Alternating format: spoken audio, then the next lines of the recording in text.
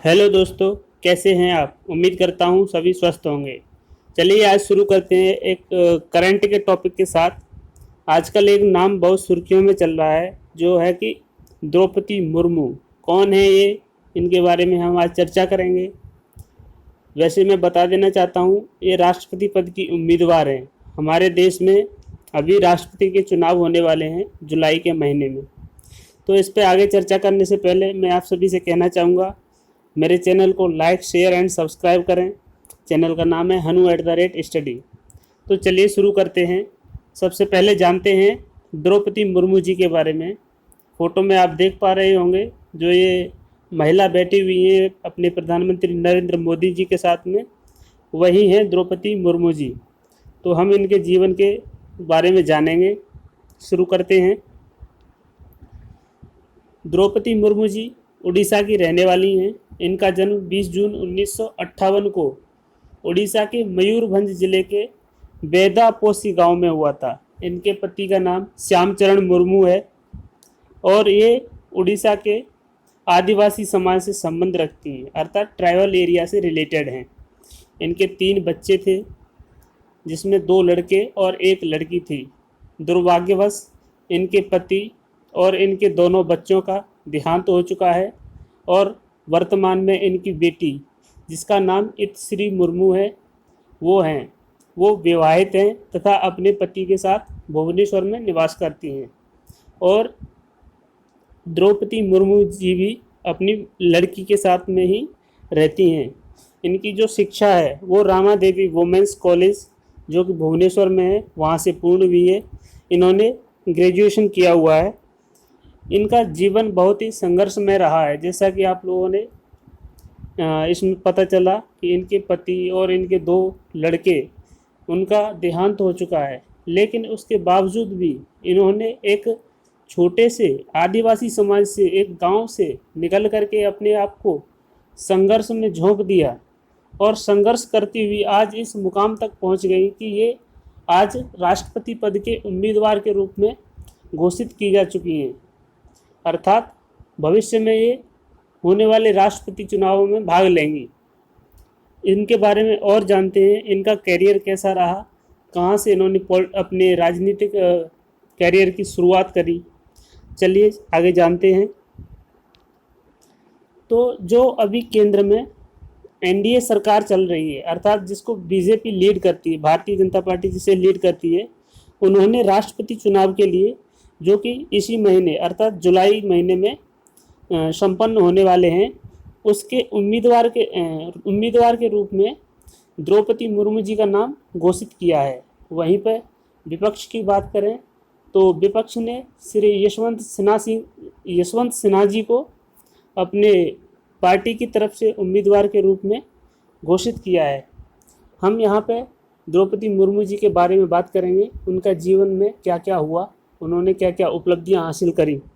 सबसे पहले तो मैं बताना चाहूँगा कि 1997 से पहले वह एक अध्यापिका के रूप में कार्य करती थी, लेकिन 1997 के बाद उन्होंने राजनीति में कदम रखा और उन्होंने राजनीति शुरुआत करी कहाँ से, जो मयूरभंज ज़िला है उसका रायरंगपुर एक गांव है, वहाँ के एक नगर पंचायत चुनाव जीतकर पार्षद बनी और उसके बाद उनको वहाँ का वाइस प्रेसिडेंट माफ़ी चाहूँगा यहाँ पे वाइस चेयरमैन नियुक्त किया गया। उसके बाद इनका कैरियर शुरुआत होता चला गया राजनीति के क्षेत्र में। सन 2000 से 2002 के बीच में मुर्मू जी को उड़ीसा सरकार में परिवहन एवं वाणिज्य विभाग की मंत्री बनाया गया और 2004 से लेकर के 2009 तक मुर्मू जी उड़ीसा में मयूरभंज जिले के रायरंगपुर सीट से विधानसभा सदस्य रहीं। 2007 में इनको सर्वश्रेष्ठ विधायक के लिए नीलकंठ पुरस्कार से पुरस्कारित किया गया या सम्मानित किया गया। 2013 से 2015 तक मुर्मू जी बीजेपी की एसटी मोर्चा मतलब शेड्यूल कास्ट अनुसूचित जनजाति मोर्चा की राष्ट्रीय कार्यकारिणी सदस्य रहीं और ये अपने प्रदेश लेवल पर भी अर्थात राज्य लेवल पे, उड़ीसा राज्य से ये बिलोंग करती हैं, तो उड़ीसा राज्य में राज्य लेवल पर ये एसटी मोर्चा की प्रदेश अध्यक्ष भी रही थी। और 2015 के बाद इन्होंने एक और मुकाम हासिल किया। वो क्या था कि सबसे पहली आदिवासी महिला राज्यपाल बनी थी ये। आदिवासी महिला राज्यपाल कब बनी थी? 2015 से लेकर के 2021 तक ये झारखंड की राज्यपाल रह चुकी हैं। तो इनके बारे में इतने सारे फैक्ट्स, इतने सारे तथ्य मैंने बता दिए हैं। लेकिन ये एक मोटिवेशन का विषय भी है कि एक छोटे से गांव से निकल करके एक आदिवासी महिला और हमारे देश के अर्थात भारत के सर्वोच्च पद राष्ट्रपति तक के उम्मीदवार के रूप में नाम घोषित किया जा चुका है, जिनका वो वहाँ तक पहुँच चुकी हैं। तो एक उम्मीद कीजिए कि इनके अंदर संघर्ष करने की कितनी बड़ी भावना रही होगी। तो इससे हमें मोटिवेशन लेना चाहिए कि एक छोटे से गांव से निकल कर के एक इंसान भारत के सर्वोच्च पद तक पहुंचने की उम्मीद कर सकता है। तो कोई भी इंसान कुछ भी करने के लिए अपने आप को मोटिवेट कर सकता है। तो अब इससे आगे बात करेंगे। जैसा कि मैंने आपको मुर्मू जी के बारे में बता दिया कि वो राष्ट्रपति पद की उम्मीदवार हैं, लेकिन उस उम्मीदवार होने के लिए उन्हें आगे राष्ट्रपति बनने के लिए क्या क्या प्रोसेस होती है, किस प्रकार से इसका चुनाव किया जाता है, कौन लोग इसमें वोट डाल सकते हैं और राष्ट्रपति के लिए क्या क्या योग्यताएं होती हैं। तो जैसे हमारी पॉलिटी में अनुच्छेद 58 के अनुसार, आर्टिकल 58 के अनुसार राष्ट्रपति बनने के लिए क्या क्या योग्यताएं जरूरी हैं वो इसमें दे रखी हैं कि सबसे पहले भारत का नागरिक होना चाहिए। नंबर 2, वह 35 वर्ष की आयु पूरी कर चुका हो। नंबर 3, लोकसभा का सदस्य निर्वाचित होने की योग्यता रखता हो। नंबर 4, किसी लाभ के पद पर नहीं होना चाहिए। अर्थात मैं यहाँ पे कहना चाहूँगा, जैसे कि भारत के वर्तमान राष्ट्रपति हैं जो कि इस पिक में दिख रहे हैं, इस फोटो में दिख रहे हैं आपको, श्री रामनाथ कोविंद जी हमारे वर्तमान राष्ट्रपति हैं। और किसी भी राज्य के राज्यपाल, संसद के मंत्री, विधानसभा के मंत्री, ये सब पद जो हैं वो लाभ के पद काउंट नहीं किए जाते हैं। अर्थात जो व्यक्ति इन पदों पे है वो राष्ट्रपति के चुनाव के लिए एलिजिबल है। तो ये तो हो गई योग्यता की बातें। अब बात करते हैं प्रोसेस क्या है। उससे पहले जो अभी वर्तमान में चुनाव होने वाला है जुलाई के महीने में, 18 जुलाई को जिसमें मतदान होने वाला है, उसके नामांकन कब तक जमा हुए थे, नामांकन पत्र कैसे जमा किया जाता है, उसका प्रोसेस क्या है, उसमें क्या क्या ध्यान में रखना पड़ता है। तो जो अभी चुनाव होने वाला है उसके लिए 29 जून 2022 तक नामांकन पत्र जमा होने चाहिए थे। मतलब वो नामांकन पत्र जमा करने के लिए मिनिमम एक सदस्य के साथ में 50 प्रस्तावक एवं 50 अनुमोदक होने चाहिए। मतलब 50 लोगों का समर्थन उनसे मिलना चाहिए जब वो नामांकन पत्र जमा करवाने जा रहा है, तथा साथ ही 15,000 रुपये उसे गारंटी के तौर पर आरबीआई में जमा करवाने पड़ते हैं। और यदि उम्मीदवार कुल डाले गए मतों का 1/6वां भाग प्राप्त करने में असमर्थ रहता है, कुल डाले गए मतों का 1/6वां भाग प्राप्त करने में असमर्थ रहता है, तो उसके 15,000 की जो राशि है वो जब्त कर ली जाती है।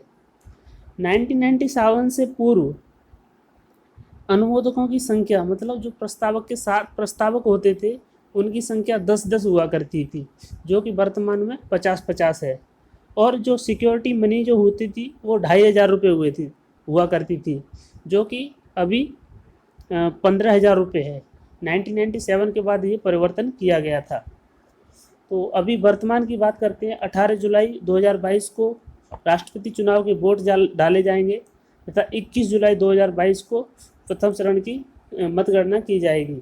वर्तमान राष्ट्रपति श्री रामनाथ कोविंद जी का कार्यकाल 24 जुलाई 2022 को समाप्त हो रहा है। 25 जुलाई 2022 को भारत को अपने नए राष्ट्रपति मिल जाएंगे। अब बात करते हैं निर्वाचन में कौन कौन वोट डाल सकता है, मतदान का अधिकार किसे है। इसमें क्या है, राष्ट्रपति का चुनाव जो है वो प्रत्यक्ष रूप से नहीं होता है, राष्ट्रपति का चुनाव अप्रत्यक्ष रूप से किया जाता है। और इसमें कौन कौन लोग वोट डालते हैं वो मैं बताता हूँ। जैसे कि संसद के दोनों सदनों के निर्वाचित सदस्य, इसमें एक शब्द दिया है निर्वाचित सदस्य, अर्थात जो सदस्य निर्वाचित होकर आते हैं अपने विधानसभा क्षेत्रों से, अपने अलग अलग राज्यों से संसद में आते हैं, अथवा विधानसभाओं में जो लोग अलग अलग क्षेत्रों से चुन के आते हैं, वही लोग, केवल वही लोग राष्ट्रपति के चुनाव में भाग ले सकते हैं। और जैसे कि संसद में 2 सदन होते हैं, एक लोकसभा और एक राज्यसभा। इन दोनों सदनों में कुछ सदस्य नॉमिनेट किए जाते हैं। तो मैं यहाँ पे आप सभी से प्रश्न करना चाहता हूँ कि जो लोकसभा है उसमें और जो राज्यसभा है उसमें कितने कितने लोग नॉमिनेट किए जाते हैं। इसका आंसर आप मुझे कमेंट बॉक्स में दे सकते हैं। तो आपको समझ में आ गया होगा कि कौन कौन लोग वोट डाल सकते हैं राष्ट्रपति के इलेक्शन में। इसके बाद बात करते हैं, अब यहाँ पे मतों में भिन्नता रहेगी, जैसे उत्तर प्रदेश का या फिर मध्य प्रदेश का या फिर तमिलनाडु का, सिक्किम का, दिल्ली का। यहाँ पे विधायकों की संख्या सभी स्टेट में अलग अलग है। तो उनकी वैल्यू को एक समान करने के लिए उनका वोट वैल्यू जो है उसको एक एवरेज में लाने के लिए एक क्राइटेरिया दिया गया है, एक फॉर्मूला होता है। उस फॉर्मूले से क्या है, सभी विधायकों और सांसदों के वोट वैल्यू निकाली जाती है। वर्तमान में उत्तर प्रदेश के एक विधायक के मत का मूल्य 208 है, वहीं सबसे कम सिक्किम के एक विधायक के मत का मूल्य केवल 7 है। इसी प्रकार सभी राज्यों के विधायकों के मत का मूल्य अलग अलग होता है, क्योंकि सभी राज्यों की जनसंख्या अलग अलग है। तो वहाँ पे सीटों का आवंटन भी जनसंख्या के आधार पर किया गया है। इससे क्या है, एक एवरेज वोट वैल्यू निकल के आ जाता है। जबकि एक सांसद के मत का मूल्य होता है 708। संसद के कुल निर्वाचित सदस्यों की संख्या कितनी है, 776। अब यहाँ पे हम बात करेंगे कि वोट वैल्यू कैसे निकालते हैं। जैसा कि इसमें पिक्चर में आपको दिख रहा होगा, जो फोटो मैंने इसमें ऐड की हुई है। हाँ, एक विधायक के मत का मूल्य कैसे निकाला जाता है, राज्य की कुल जनसंख्या, ये जो आंकड़े जो लिए गए हैं वो 1971 से लिए गए हैं। 1971 के उस समय जो राज्य की जनसंख्या थी उसमें राज्य विधानसभा के निर्वाचित कुल सदस्यों में 1000 का गुणा करके, राज्य के विधानसभा के निर्वाचित सदस्यों में 1000 का गुणा करके उससे राज्य की कुल जनसंख्या में भाग देने पर जो वैल्यू प्राप्त होती है वो एक विधायक की वोट वैल्यू होती है। इसी प्रकार संसद के सदस्य की वोट वैल्यू निकालने के लिए सभी राज्य के विधायकों के मतों का कुल मूल्य, मतलब जैसे कि उत्तर प्रदेश है, मध्य प्रदेश है, झारखंड है, महाराष्ट्र है, हर एक राज्य के विधायकों के मतों का मूल्य अलग अलग है। तो सभी राज्यों के मतों का मूल्य निकाल के उनको एक साथ ऐड करने के बाद उसमें संसद के निर्वाचित सदस्यों की कुल संख्या का भाग देने पर संसद के एक सदस्य के मत का मूल्य प्राप्त होता है। तो उम्मीद करता हूँ आपको ये फॉर्मूले समझ में आ गए होंगे जैसा इसमें लिखा हुआ है। अब हम बात करते हैं चुनाव के बारे में। जैसे कि चुनाव के लिए कैंडिडेट, राष्ट्रपति चुनाव के लिए 10 कैंडिडेट या 20 कैंडिडेट हुए, तो उसमें ऐसा नहीं है कि जो कैंडिडेट सबसे ज़्यादा वोट प्राप्त करेगा वही विजेता घोषित कर दिया जाएगा। नहीं, इसमें ऐसा नहीं होता है। इसमें क्या है, जैसे वोट वैल्यू टोटल मत फिक्स होते हैं, उनके 50% से एक अधिक मत जिस कैंडिडेट को प्राप्त होंगे वही विजेता घोषित किया जाएगा। तो इसमें मैंने एक एग्जांपल लिया है, जैसा कि आपको पिक्चर में दिख रहा होगा। जैसे मान लो A, B, C 3 कैंडिडेट हैं और 1 2 3 4 5 6 7 8 9 10 ये 10 जो है वोटर हैं जो मतदान करेंगे, मतलब विधायक या सांसद मिलाकर के हो सकते हैं। तो इनको क्या है, एक वोटर कार्ड वोट डालने के लिए एक फॉर्मेट दिया जाता है, जिसमें क्या है, तीनों कैंडिडेट्स के नाम लिखे रहेंगे या कुछ भी मतलब ऐसा सिंबल रहेगा, जिससे कि उनको ये पता चले कि वोटर को अपनी वरीयता कैसे देनी है। इसमें वोटर ऐसा नहीं कर सकता कि एक पे ही वोट डालेगा, उसको अपनी वरीयता चुननी पड़ती है कि वो अपना पहला मत इसको देगा, दूसरे नंबर पे वो इसको चाहेगा, तीसरे नंबर पे इसको चाहेगा। तो इसमें मैंने लिखा है, जो पहला कैंडिडेट है वो ए को अपनी पहली वरीयता देता है, बी को दूसरी और सी को तीसरी। ऐसे ही दूसरा कैंडिडेट है, ए को पहली वरीयता देता है, बी को तीसरी और सी को दूसरी। ऐसे ही तीसरा कैंडिडेट है, वो ए को दूसरी, बी को पहली और सी को तीसरी। इसी प्रकार से इसमें जो लिखा हुआ है उसके हिसाब से अभी इसमें जो मतगणना होती है वो पहले वाले कैंडिडेट को जिन लोगों ने चुना है, जिसको मैक्सिमम लोगों ने जिसको पहली वरीयता दी है उसको काउंट किया जाएगा। जैसे कि ए को 5 लोगों ने पहली वरीयता दी है, तो मैंने इसमें लिखा हुआ है पहली वरीयता 5 ने मिली। और दूसरी क्या है, बी को 2 लोगों ने पहली वरीयता दी, सी को 3 लोगों ने पहली वरीयता दी। लेकिन टोटल कितने हैं, 10 में से 50% कितना हो गया, 5 + 1 मतलब 6। जब तक 6 वोट नहीं हो जाएंगे तब तक वो जीत नहीं सकता कोई भी कैंडिडेट। तो इसमें क्या किया जाएगा, ए के पास 5 वोट हैं, तो बी सबसे कम दूसरे नंबर पर क्या होगा, इसमें जिसने पहली वरीयता में सबसे कम वोट हासिल किए हैं, तो सबसे कम वोट किसने हासिल किए हैं पहली वरीयता में, बी ने। तो इसके ये जो वोट हैं वो रद्द कर दिए जाएंगे। बाकी के जो बचे हुए वोट हैं, जैसे कि 5 बचे हुए हैं, वो इसको हटा करके इसके जो वोट हैं वो बाकी के कैंडिडेट में डिवाइड कर दिए जाएंगे। और यह प्रक्रिया तब तक चलती रहेगी जब तक कि ये पूर्ण जो मत है वो प्राप्त नहीं हो जाता, मतलब 50% + 1 मत प्राप्त नहीं हो जाता, तब तक ये प्रक्रिया चलती रहेगी। और इस प्रकार से राष्ट्रपति का निर्वाचन किया जाता है। राष्ट्रपति का चुनाव आनुपातिक प्रतिनिधित्व के अनुसार एकल संक्रमणीय मत और गुप्त मतदान द्वारा होता है। इसमें एक फैक्ट और मैं बताना चाहूँगा जो मैं बीच में बताना भूल गया। इस बार टोटल 98 लोगों ने राष्ट्रपति के निर्वाचन के लिए नामांकन पत्र सबमिट किए थे, लेकिन 96 लोगों के जो हैं वो नामांकन पत्र रद्द हो चुके हैं। उसमें कई रीज़न हो चुके हैं, किसी ने सिक्योरिटी मनी जमा नहीं करवाई, किसी के पास सफिशिएंट प्रस्तावक यानी कि जो उनके 50-50 लोग जो साथ रहते हैं नामांकन के समय, वो जुटाने में असमर्थ रहे। तो इस प्रकार से 96 लोगों के नामांकन रद्द किए जा चुके हैं और अभी वर्तमान में केवल 2 ही प्रत्याशी हैं। एक हैं द्रौपदी मुर्मू जी जो एनडीए पार्टी से बिलोंग करती हैं, और दूसरे हैं यशवंत सिन्हा जी जो विपक्ष की पार्टियों से बिलोंग करते हैं। तो उम्मीद करता हूँ आप लोगों को राष्ट्रपति के चुनाव की प्रक्रिया क्या है वो समझ में आ गई होगी, और द्रौपदी मुर्मू जी के बारे में पूरा जीवन चरित्र समझ में आ गया होगा। तो मैं यहीं पर इस सेशन को समाप्त करता हूँ, और राष्ट्रपति जी के बारे में जब मैं पूरा सेशन बनाऊंगा उसमें मैं पूरा डिटेल से बताऊंगा इनकी क्या क्या शक्तियाँ होती हैं, क्या क्या इनके अधिकार होते हैं। तो ये सेशन यहीं पर समाप्त करते हैं। जैसा कि स्क्रीन पे आपको दिख रहा है, thanks for watching this video. Please like and subscribe my channel hanu@study and share this video with your all friends.